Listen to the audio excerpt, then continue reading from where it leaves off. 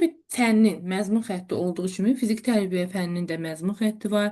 Məzmun xətti ana xəttimizdir. Məzmun xətti təlim nəticəsinin reallaşdırılması məqsədi ilə seçilmiş məzmunun zəruri hissəsidir. Fiziki tərbiyə fənnində 4 məzmun xətti var, hansı ki, bunlar informasiya təminatı nəzəri biliklər, hərəki bacarıq və vərdişlər, hərəki qabiliyyətlər, şəxsiyyətin mənəvi və iradi xüsusiyyətləri. 4 məzmun xəttimiz var. Və bizim fənnimizdə 9 əsas standart, 32-34 isə alt standartımız var. Yəni minimum 32, maksimum isə 34 alt standartımız var. İnformasiya təminatı nəzərə bilikləri strukturuna görə 4 yerə bölünür. Yəni burada baxsanız görsəniz ki, sağlamlığın qorunması, möhkəmləndirilməsi haqqında biliklər, hərəkətlərin icra üsulları, icra rejimləri haqqında biliklər, davranış, əməkdaşlıq qaydaları haqqında biliklər, bir də hərəkət qabiliyyətlərinin inkişaf metodları haqqında biliklər. Biz bunları görsək, təbii ki, bunlar nəyə aiddir? Birinci məzmun, yəni ki, xəttinin informasiya təminatı və nəzəri biliklərinin strukturlarına aiddir. İnformasiya təminatı nəzəri biliklərində müəllimlər qiymətləndirmə usulu var. Əgər biz qiymətləndirmə usulunu istəyiriksə, birinci məzmun xəttinin qiymətləndirmə usulu şifahi və yazılıdır. Vasitəsi isə müəllimlər sual və cavab testi. Metodlara baxsaq, söz, izah, film, diaqram metodundan istifadə olunur. Dərsin bütün hissəsində istifadə olunur. Hər bir dərsin məsələn 4 hissəsi var idi. Giriş, hazırlayıcı, əsas. Onlarda müəllim və şagird fəaliyyətini necə əzbər bilirdiksə, dərsində məzmun xəttlərində də hər bir məzmun xəttində dərsin hissələrində olduğu kimi müəllim və şagird fəaliyyətini əzbər bilməliyik.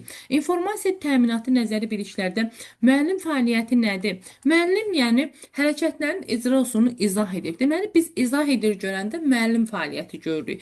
Amma anlayır görəndə təbii ki, müəllimin izah etdiyi hər hansı bir qaydanı şagird nə edəcək?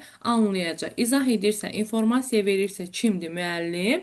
Anlayırsa təbii ki, şagirdə aiddir. Biz birinci məzmun xəttini testə taxmaq üçün bir neçə açar sözlərimiz var. Gəlin həmin o açar sözlərə diqqət edək ki, biz testdə bu açar sözlərini görsək, artıq bilirik ki, bu birinci məzmun xəttinə aiddir. Deməli biz testdə əsaslandırır,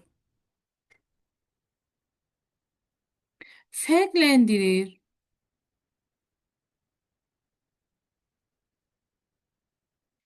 icra modelini formalaşdırır,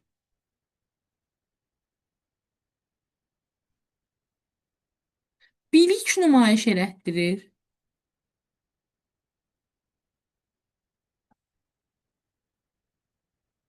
bilik nümayiş etdirir, şərh edir, təsvir edir. Bu kimi sözləri görəndə artıq birinci məzmun xəttindən söhbət getdiyini bilirik. Yəni informasiya vermək varsa, məlumat vermək varsa, izah etmək varsa, bunlar birinci məzmun xəttinə aiddir. İnformasiya vermək üçün iki metoddan istifadə olunur müəllimlər, iki metoddan. Yəni informasiyanı vermək üçün iki metoddan. Amma biz deyirik ki, informasiya təminatı nəzəri biliklərdə metodlar bunlardır. Söz, izah, film, diaqram. Lakin informasiya vermək üçün iki metod. Hansılardır bunlar? Söz, bir də izah metodu. Müəllimlər, diqqət edək ki, söz metodu özü iki yerə bölünür. İzah metodu isə üç yerə bölünür. Gəlin görək bunlar hansılardır. Deməli, söz metodunu müəllim necə yerinə yetirir? Deməli, müəllim söz metodunda şifahi söz, şifahi, bir də yazılı.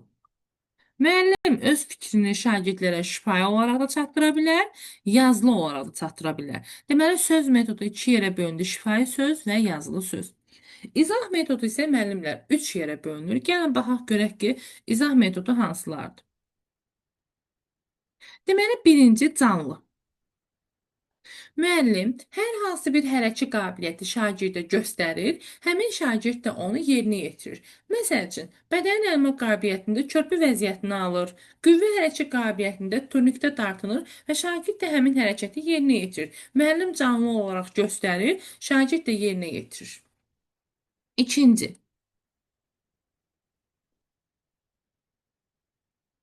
təsvir. Təsvir nədir müəllimlər? Yəni video, televizor, kasetlər, şəkil formasında müəllim hər hansı bir idmançını və yaxud da hər hansı bir oyunu şagirdlərə təsvir edir, göstərir. Üçüncüyə baxaq. Üçüncü isə aiddir müəllimlər. Şərti göstərmə.